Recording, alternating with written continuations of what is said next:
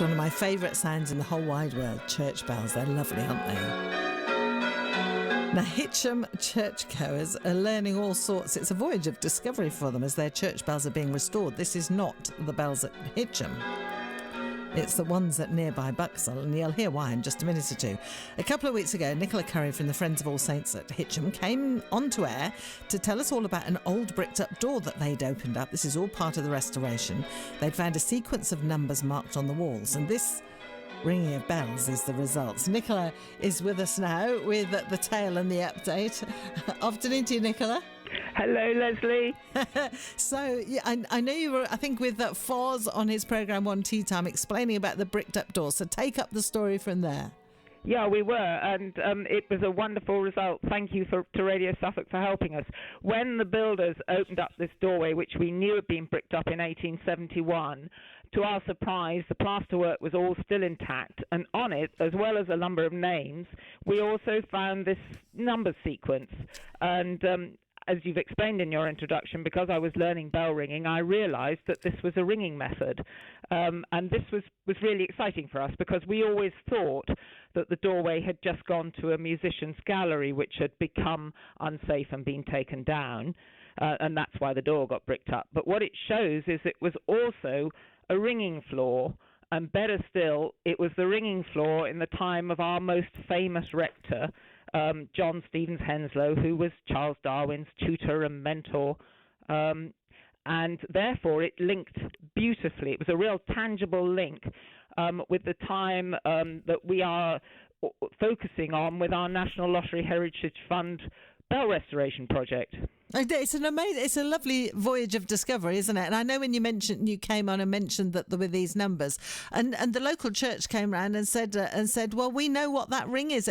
I mean, bell ringing, you ring in an order, certain order, don't you? Your bells go around 1, 2, 3, 4, 5, but then you can change that order and make a different tune, and that's where you get different methods, isn't it? That's right, absolutely. And it was put up on the website, and a number of bell ringers recognised it, and they came back and they said, oh, that's called Double Cork Bob Minor.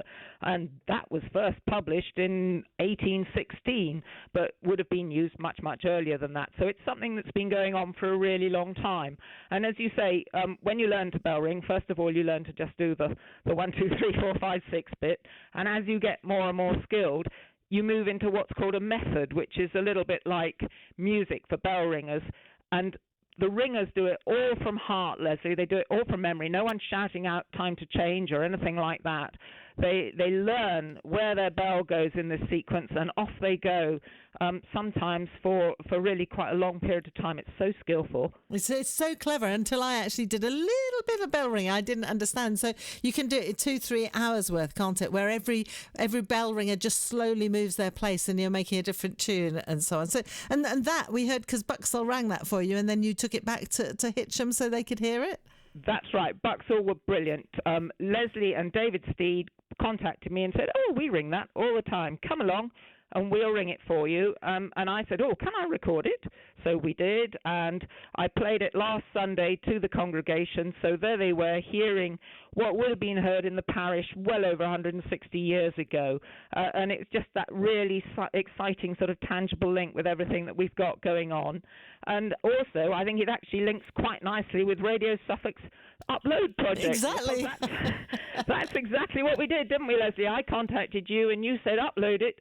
And then the Radio Suffolk listeners can also hear just how skillful they all are at Buxhall.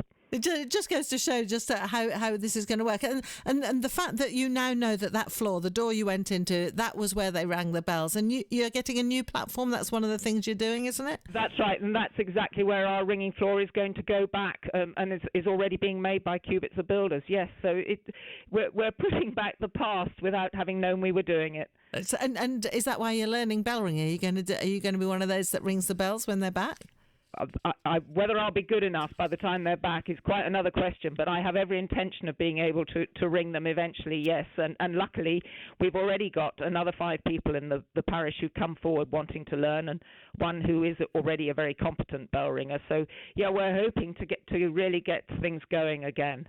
I know, and just so it is such a timeless sound, isn't it? It's so lovely to know that, Darwin, if he visited Henslow and so on, he would have heard those bells when he was here.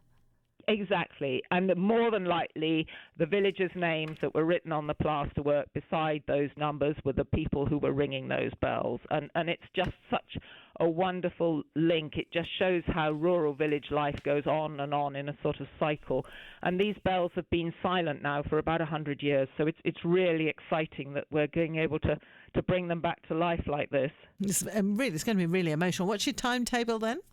Well, we hope that the bells will be coming back to us round about May time, with a view to their being ready to work in June, and we're going to have a big celebration then. Brilliant. Oh, well, keep us posted, and we'll talk more as we go along as well. But it's a lovely story, and I love all the sort of the discoveries, and it's a real voyage of discovery, isn't it?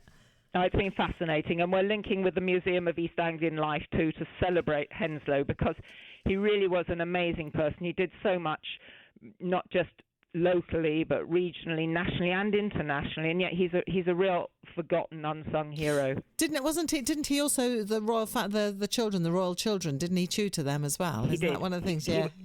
He was the first professor of botany at Cambridge. He founded the Cambridge Botanic Gardens. He taught Queen Victoria's children, and then he really set about trying to do something for the poor in Hitcham village through education, and that we have records that show that Hitcham village children collected seeds for Darwin, and Darwin wrote this letter saying he's paying them sixpence. Is that enough?